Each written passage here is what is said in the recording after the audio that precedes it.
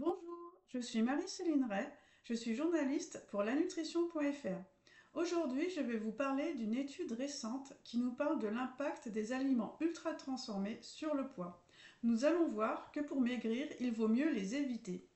Mais avant cela, je vous rappelle que lanutrition.fr, c'est un site d'information qui décrypte l'actualité de la nutrition, des compléments alimentaires et de la santé en général grâce à des informations scientifiques fiables afin de vous aider à prendre de bons choix pour votre santé.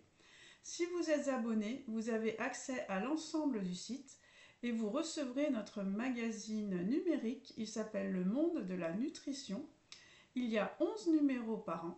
Et cet été, nous avons fait un hors-série sur le microbiote avec la docteure Martine Cotina. Mais revenons-en à notre actualité sur les aliments ultra transformés. Il s'agit de cette étude qui est parue dans la revue Nature Medicine le 4 août 2025. Elle a été réalisée par des chercheurs de l'University College of London. Ce qui est intéressant dans cette étude, c'est que c'est une étude d'intervention qui a comparé dans la vie réelle deux types d'alimentation, une alimentation peu transformée et une alimentation ultra transformée. Comment les chercheurs ont-ils procédé? Ils ont recruté 55 personnes qui étaient en surpoids ou obèses et ils les ont séparées en deux groupes. Dans le premier groupe, les personnes ont suivi une alimentation peu transformée pendant 8 semaines, tandis que dans le deuxième groupe, les personnes ont suivi une alimentation ultra transformée. Donc, comment les chercheurs ont-ils fait pour déterminer le niveau de transformation des aliments? Ils se sont basés sur la classification NOVA. Donc NOVA, c'est un système qui classe en 4 groupes les aliments selon leur degré de transformation. Donc dans le premier groupe, vous avez des aliments non transformés ou peu transformés. Par exemple, ce sont les aliments bruts, les fruits, les légumes, les viandes, poissons, les œufs. Ces aliments peuvent être un peu transformés, c'est-à-dire qu'ils peuvent être découpés, ils peuvent être congelés, ils peuvent être séchés. Par exemple, les fruits secs font partie de ce groupe. Dans le groupe 2, vous avez les ingrédients culinaires qui servent à assaisonner les ingrédients du groupe 1. Donc, par exemple, il s'agit du sucre, du miel, de l'huile. Dans le groupe 3, vous avez des aliments transformés qui ont été préparés avec les ingrédients du groupe 1 et du groupe 2. Donc, par exemple, vous avez du jambon qui a été salé, vous avez des bocaux de fruits, de légumes, des conserves de poissons, de sardines, du pain, du fromage. Et dans le groupe 4, nous avons les aliments ultra transformés.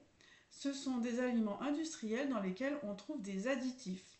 Par exemple, des biscuits industriels, des sodas, des nuggets, des plats tout préparés. Donc dans ces aliments, vous trouvez des ingrédients que vous ne trouvez pas dans votre cuisine. Par exemple, des arômes, des conservateurs, du sirop glucose-fructose, de l'amidon, des émulsifiants, etc.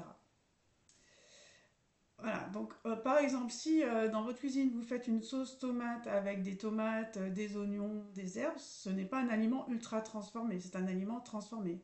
En revanche, si un industriel il ajoute des conservateurs, des colorants, des arômes, des agents de texture, c'est un aliment ultra transformé. Donc revenons-en à notre étude. Donc dans cette étude, nous avions deux groupes de personnes. Le premier groupe, donc pendant 8 semaines, mange une alimentation peu transformée. Ensuite, il y a 4 semaines au cours desquelles les personnes reviennent à leur alimentation normale. Et ensuite, pendant à nouveau 8 semaines, ils testent l'autre alimentation, c'est-à-dire l'alimentation ultra transformée. Et dans l'autre groupe, les participants font l'inverse. Ils commencent par l'alimentation ultra transformée et ensuite l'alimentation peu transformée. Pour maîtriser le contenu des repas, les chercheurs ont fait livrer au domicile des participants les menus. Ça veut dire qu'ils ont reçu de grandes quantités de nourriture, ils n'étaient pas restreints en quantité, ils pouvaient manger autant qu'ils voulaient. En revanche, les repas respectaient les recommandations nutritionnelles britanniques, notamment concernant la répartition des glucides, des lipides, des protéines, et concernant les apports en fruits et légumes et en fibres. Alors, quels ont été les résultats? Tous les groupes ont perdu du poids. Alors pourquoi? On peut penser que c'est parce qu'ils ont changé leur alimentation. Mais si on y regarde de plus près, on s'aperçoit que les personnes qui ont mangé peu transformé ont perdu 2 fois plus de poids que les personnes qui ont mangé ultra transformé. Alors voici une figure extraite de l'article. Donc en rouge, c'est l'alimentation peu transformée et en bleu, l'alimentation ultra transformée. On voit qu'au bout de 8 semaines, le groupe qui a mangé l'alimentation peu transformée a perdu en moyenne 2% de son poids contre 1% dans le groupe qui a mangé ultra transformé. Alors comment expliquer cette différence d'un facteur 2? Alors déjà on pourrait dire que c'est peut-être pas énorme, 1 ou 2% de perte de poids. Pour une personne qui fait 100 kg, ça ferait 1 ou 2 kg. Mais ce qu'il faut voir, comme je vous ai expliqué, c'est que les personnes n'étaient pas restreintes en quantité. Elles mangeaient autant qu'elles voulaient, donc elles ont quand même perdu du poids. Et d'autre part, là, ce sont les résultats uniquement au bout de 8 semaines. Et on peut se dire que si l'expérience avait duré plus longtemps, les personnes auraient perdu plus de poids. Et d'ailleurs, dans le communiqué de l'université, un des chercheurs a expliqué qu'ils avaient calculé que si l'expérience avait duré une année, on peut estimer donc il y aura eu une perte de poids de 13% chez les hommes et de 9% chez les femmes avec l'alimentation peu transformée. Donc pourquoi cette différence d'un facteur 2? Les participants ont dû répondre à des questions. On leur a demandé s'ils arrivaient à maîtriser leur fringale. Et on s'est aperçu que les personnes qui mangeaient peu transformé contrôlaient mieux leurs envies de manger. Ça veut dire qu'ils avaient moins faim. Et comment l'expliquer? Donc une des raisons, c'est que les aliments ultra transformés, ce sont souvent des aliments qui sont peu rassasiants. Ce sont souvent des aliments qui sont mous, on les mâche moins, ils restent moins longtemps en bouche, et tout cela, ça perturbe les signaux de satiété. Par exemple, si on prend l'exemple du pain, ce n'est pas la même chose de manger du pain qui vient de chez votre boulanger, qu'il va falloir bien mâcher, que de manger du pain de mie. Parce que le pain de mie, il est plus mou et donc on en mange plus. Et ça, c'est ce qu'on appelle l'effet matrice, qui est lié à la structure de l'aliment. Parce que les aliments, ce ne sont pas que de la chimie, c'est aussi une structure.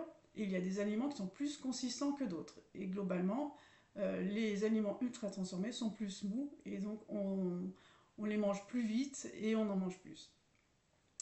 L'autre chose qui était intéressante dans cette étude, c'est que dans le groupe qui a perdu du poids avec l'alimentation peu transformée, la perte de poids correspondait à une perte de graisse et d'eau et pas de muscles. Et donc ça c'est plutôt intéressant parce que quand on veut perdre du poids, on ne veut pas perdre de muscles. Donc en résumé de cette étude, ce qu'on peut dire, c'est que pour sa santé et pour maîtriser son poids, il vaut mieux éviter les aliments ultra transformés. Alors, si vous voulez des conseils pour bien repérer les aliments ultra transformés au supermarché, je vous conseille ce livre, Le bon choix au supermarché. C'est justement la nouvelle édition qui paraît en septembre 2025. C'est le fruit du travail d'une équipe composée de journalistes scientifiques, de diététiciennes nutritionnistes qui ont travaillé avec le docteur Pascal Goncalves. Et pour chaque rayon, nous vous proposons une liste de produits à préférer ou à éviter. Je vous remercie d'avoir suivi cette vidéo et je vous dis à très bientôt pour une nouvelle actualité.